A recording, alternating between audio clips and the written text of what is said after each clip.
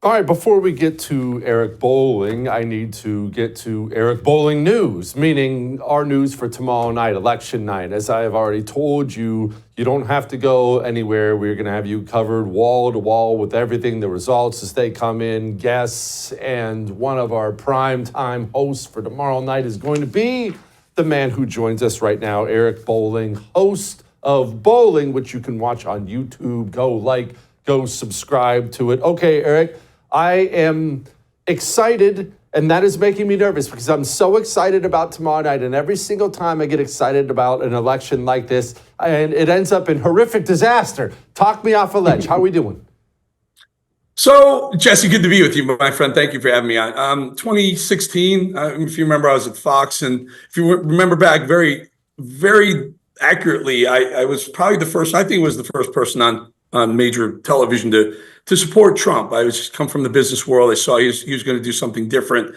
Sean Hannity very shortly thereafter came on board. Sean, who's a dear friend of mine, one of my best friends in the world, was Ted Cruz, as was Mark Levin, another good friend of mine. They were Ted Cruz first, and then it became obvious that it wasn't going to be Cruz, it was going to be Trump, and they loved Trump, and they were super supportive. I saw it in 2016, and everyone said, well, Hillary's got 91% chance to win. And what I saw was there was more enthusiasm for Trump. Didn't matter what the polls were. Polls were showing she was going to kill him. He beat her. 2020, a little more nervous. I wasn't so sure anymore, but I still felt, and they also had Biden killing Trump. I still felt it was good for him, but I wasn't so sure.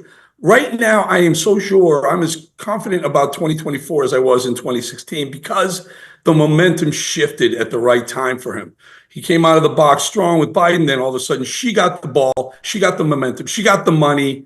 And then she failed. She started opening her mouth, and we realized. And the cool thing about it was they waited so long to put her in, and they didn't vet her. They should have seen that she didn't get any votes when she was running for actual president. They screwed up, and it was fine for a while until recently. And with these whole stumbling issues that she's had with policy, with inflation, with anything financial she can't answer. And then Biden put his foot in his mouth with garbage. And anyone who follows Trump as a female is weak and stupid. They screwed up late in the game. And as you know, Jesse, you're a sports person like I am, I assume. You got the momentum in the fourth quarter. You're going to win the game. And I think he's going to, I say 291 electorals. Oh, well, now that is quite a call shot. And I've seen similar projections like that. And okay, so if that's the case, and I don't actually disagree with you, which again makes me nervous. I feel like we have a great night coming. What was the major screw up on their part? Was it simply picking Kamala Harris? Her personality's so bad. She doesn't do politics that well. Was that really the problem? Or is it just they can't overcome inflation and immigration, which I realize they have to own, but is it more issues? What is it? No, I think you're right. I think the first one. I think in the way I understand it, and this is, again, I haven't heard it from the source, but what I understood was after the Biden-Trump debate, when Biden realized it wasn't going to be him because everyone came down on him from Barack Obama to George Clooney and said, you can't be the nominee. He realized it was over for him. The word is that if you remember, they've kind of talked about a little bit prior to that maybe there should be several Democrats that do kind of a mini primary. And I think the Democrat infrastructure, including Obama, wanted to do that. But Joe Biden at that moment said, Kamala Harris is your person. And I think he knew how flawed she was. I think he knew how really, they say an empty suit. Well, she's an empty suit. She has nothing up here. Certainly for the numbers, she has nothing up here. And she's all just talk sound bites, and it ends up being word salad. I think he knew that. So he pushed them to her because he knew that she would be least likely to beat Trump. And I think he's done everything in his power to if not him, maybe he's not cognitively aware enough to do this. I think his people, his infrastructure, his advisors are trying to undermine Kamala and have Trump win. And so he can say, see, you should have stuck with me. The reason why I say that, the first time he's ever come to the briefing room in 4 years was the moment early on where Kamala did her first speech in Michigan. She was on the rally stage and Joe Biden enters the briefing room and makes news. It's like, There's no mistake there. That wasn't a misstep or miscommunication of schedules.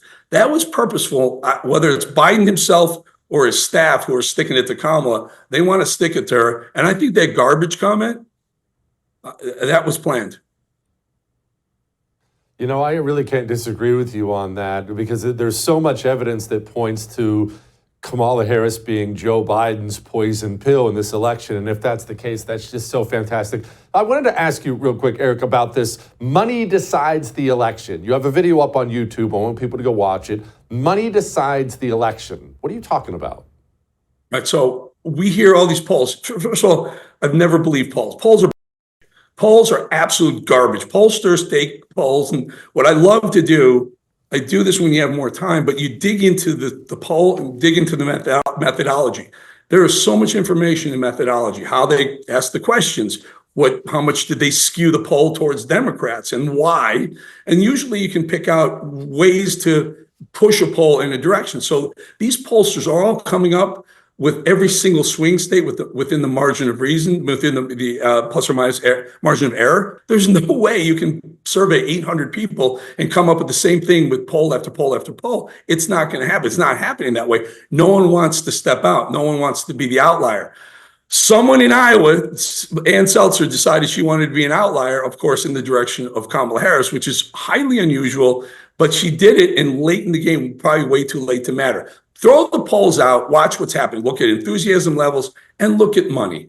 Look at the betting sites. The betting sites are massive amounts of money being thrown in it. And the last I checked on my Robinhood account, which I have, and I bet on the Robinhood account, Trump has he's like 58 and she's 43. Now, it doesn't add up to exactly 100 because there's VIG in there for both sides. But the point is, it's not close. It's not a 50-50 by any means, or 52-52, which it could be. It's 58 or 56 and 44, 43. The money is betting on Trump, heavily betting on Trump. And then you look at things like, and then you look at Truth Social. Truth Social was $14 a share a month ago. Jumped up to 50, back down to 30, 40, but it's not $14. And if Trump's not going to be president, I'm going to tell you, it's probably going to be zero. If he doesn't win the presidency, Truth Social, the DJT stock on the stock market would go to a zero. But right now, they're betting that I think it's worth $9 billion right now. $8 or $9 billion are saying Trump's the next president. Eric, what's your prediction for if we are successful tomorrow night? What's your prediction for how they react? These are not human beings who are going to take this well. I think everybody knows that, but what are they going to do? Boy, wow. Unfortunately, I think if Trump doesn't prevail, and I think he should, like I said, I think he's the clear winner, certainly has a momentum. I don't know. I don't know what MAGA does. I don't know. Let's not call it MAGA. Let's call it the faction of MAGA that is really juiced to create havoc if he doesn't win. Let's be honest. My show's called Bolling, but it's truth. I do truth bombs in the show. Everything's about truth, transparency, and trust. And I got to tell you, I think if Trump loses, I'm going to be in D.C. on Wednesday, the day after. I don't think it's going to be pretty. I really don't think it's going to be pretty if Trump loses. Yeah. If he wins with the other side, we'll have a bunch of those liberal moron ladies with the pussy cat hats going, crying. But you see a lot of that, but that's it. Our side tends to get a little bit more, the faction of our side that gets a little bit more vocal, they may do some stuff. I hope they don't, but let's be honest, let's be truthful here. It probably won't be, we'll have some video. Let's put it that way.